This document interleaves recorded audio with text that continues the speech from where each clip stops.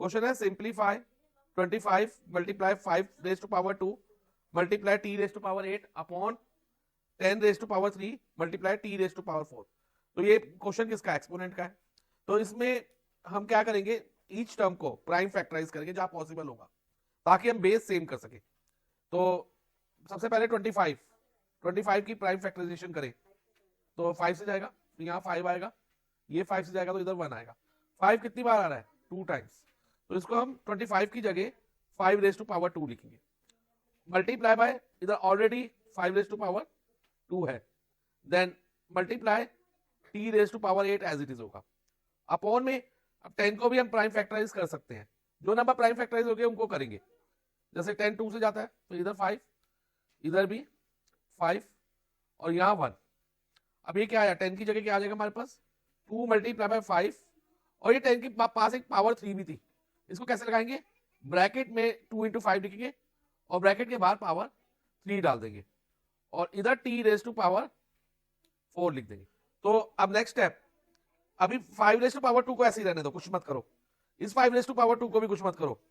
और t raise to power 8 को भी हम एज इट इज रहने देंगे। लेकिन इस वाले पार्ट में ध्यान रखना, ये इस तरह से है क्वेश्चन, अगर हमारे पास वो x raise to power m multiply y raise to power m हो तो हम क्या करते हैं, एक्स मल्टीप्लाई वाई की होल पावर एम लेते हैं। लेकिन इस बार ऐसे ना होके ना, ये वाला एलएचएस ना होके ये वाला पार्ट दिया हुआ है, इस फॉर्म में दिया, तो अगर इस फॉर्म में दिया हो तो हम इसको इस फॉर्म में भी ले सकते हैं, यानी कि एक्स इंटू वाई ब्रैकेट के अंदर और पावर एक कॉमन पावर हो, तो ये पावर अंदर वाले दोनों नंबर के साथ जाएगी।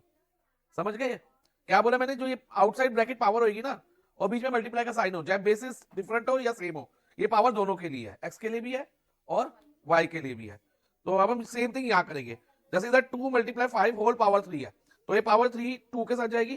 तो इसको 2 रेज टू पावर 3 बन जाएगा ये, और 5 के साथ जाएगी तो ये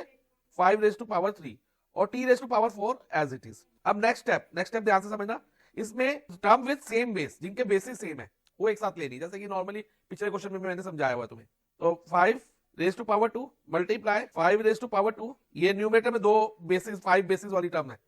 जिनमें 5 एज अ बेस है, और डिनोमिनेटर में 5 एज अ बेस एक टर्म है 5 क्यूब, ठीक है।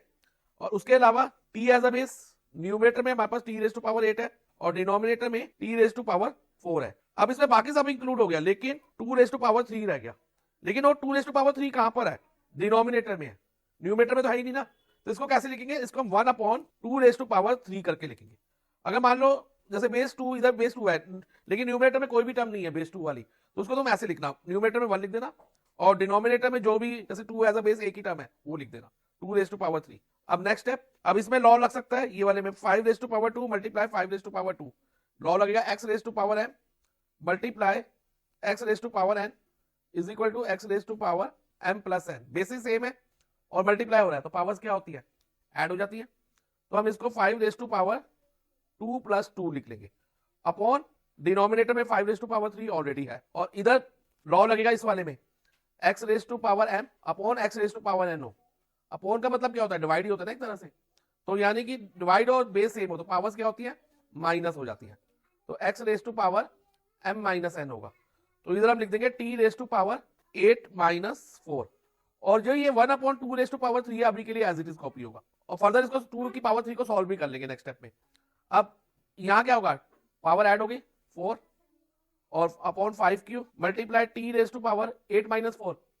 4, और इसको चाहे तुम सॉल्व कर दो 2 क्यूब को, 2 क्यूब का मतलब क्या है, 2 मल्टीप्लाई 2 मल्टीप्लाई 2 और 2 मल्टीप्लाई 2 4 4 मल्टीप्लाई 2 8, तो इसको 1 अपॉन 8 लिख सकते हैं। अब इधर बेस सेम है, अब ये वाला लॉ लग जाएगा इधर, और डिवाइड हो रहा है तो पावर्स क्या होंगी, सब्ट्रैक्ट हो जाएंगी, तो हम इसको लिख देंगे 5 रेज टू पावर 4 माइनस 3 और multiply t raise to power 4 multiply 1 upon 8। अब पावर 1 हो गई, 4 माइनस 3 क्या होती है, 1 होता है ना, तो 1 लगाओ ना लगाओ मर्जी है तुम्हारी, नहीं भी लगाओगे तो भी कोई इशू नहीं है, और इसको टी की पावर 4 लिख दो, ये मल्टीप्लाई का साइन चाहे हटा दो, और अपॉन में यहां पर हमारे पास क्या है 8, तो 8, तो ये हमारा आंसर हो जाएगा।